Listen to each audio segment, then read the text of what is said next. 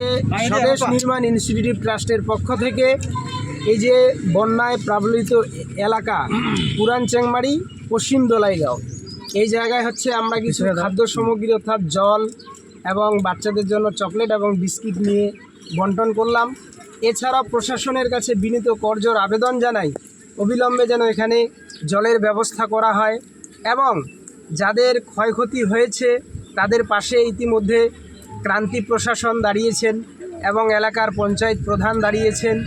এছাড়াও আমি অনুরোধ জানাবো যে অবিলম্বে যেন তাদেরকে দ্রুত আরও কীভাবে তাদের থাকার জন্য, এমনকি রাত্রে তারা কিন্তু এই বাঁধের মধ্যে আপনারা দেখতে পাচ্ছেন পিছনে টেন্ট তৈরি করে দিয়েছেন। এখানকার লোকাল পঞ্চায়েত থেকে শুরু করে যারাই আছেন প্রশাসনিক সবাই আরও যেন দ্রুত তাদের জন্য ব্যবস্থা করা হয় এবং এই যে বাঁধ, এই বাঁধটা যেন অবিলম্বে কেন্দ্র বা রাজ্য সরকার অবিলম্বে যেন এই বাঁধকে আরও বেশি শক্তভাবে বানিয়ে দেওয়ার জন্য টেন্ডার বা যা প্রসেসিং আছে গভর্নমেন্ট সেগুলো যেন সম্পূর্ণ করেন।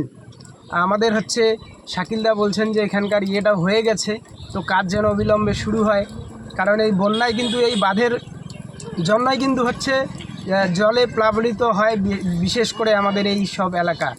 আমার নাম নূর ইসলাম।